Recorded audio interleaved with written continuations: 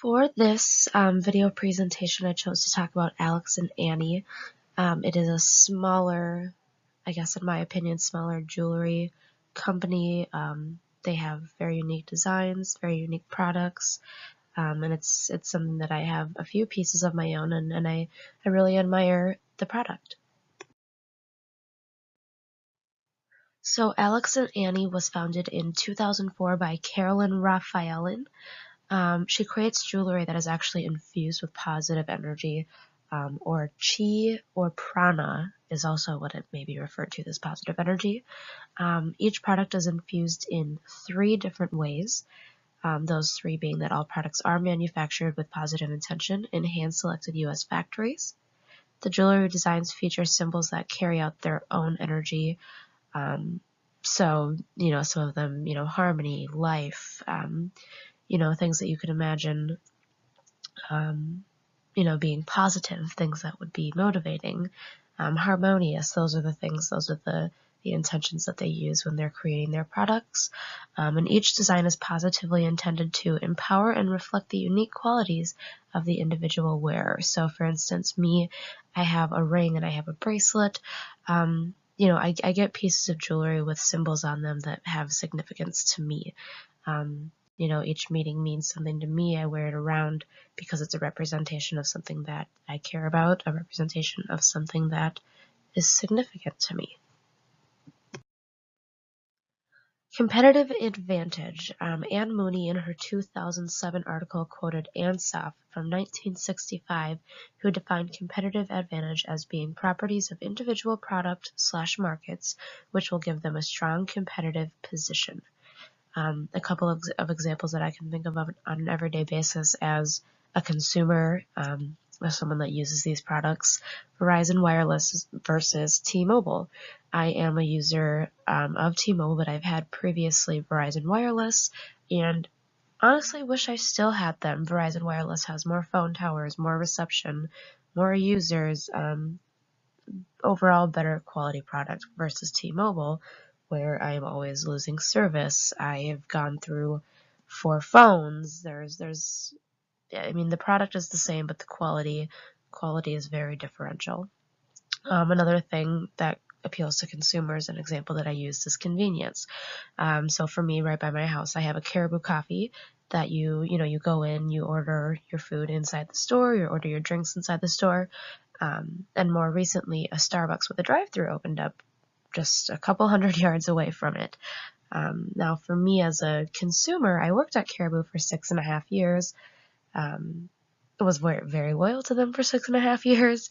I do not any longer work with them, just time to move on. But I find myself, though I was with Caribou for so long, going to Starbucks simply because it has that competitive advantage of a drive-through. It's got convenience. I don't have to get out of my car. If I'm in a hurry, I can just pull up to the drive-through, order my drink, still in my car, don't have to unbuckle, don't have to park, get my drink, cruise, and go.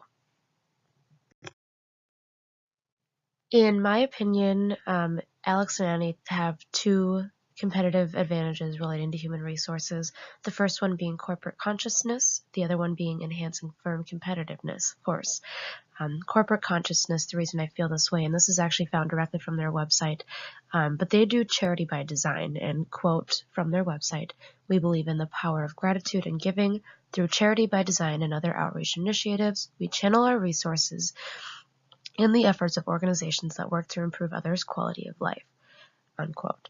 They are eco-conscious, they care about their environments, they manufacture within the United States, they use sustainable products. Reduce, reuse, recycle is actually imprinted on their products. So very, very eco-conscious, corporate conscious that way. And then enhancing, firm competitiveness. This is a quote actually directly out of our textbook: "Developing a human capital pool that gives the company the unique ability to adapt to an ever-changing environment through being in a constant state of learning, through monitoring the environment, assimilating information, making decisions, and flexibly restructuring to compete in that environment." So, continually learning, continually evolving, and staying up to date with what the consumer wants, where the competitor is at, and continue to rise above them, I guess, as the competitor. So there are a couple of recommendations that I would make to Alex and Annie, and this again as coming from the consumer, but of course from that human resource standpoint. I do believe in more strategic marketing, more locations, more advertising. The reason I know about Alex and Annie is because I actually received my first piece of jewelry from them, from one of my family members. Instantly fell in love with it. It's a spoon ring. I wear it every single day. But until I received this first product, I had honestly not even heard of Alex and Annie. The next time that I had even seen Alex and Annie was a few months down the road. I actually ran into an Alex and Annie store in Las Vegas. So I think it would be to their advantage to advertise a little bit more, make their products well known, and compared to other jewelry stores, I know their product is definitely different from that of a typical jewelry store, say Kay Jewelers or any other, Pandora even. Very different from that. But it's hard to stay competitive when not very many people know about your product, know about your organization. And then I think something else that they would benefit from is just having more product variety. They have bracelets, they have rings, but I think that they would,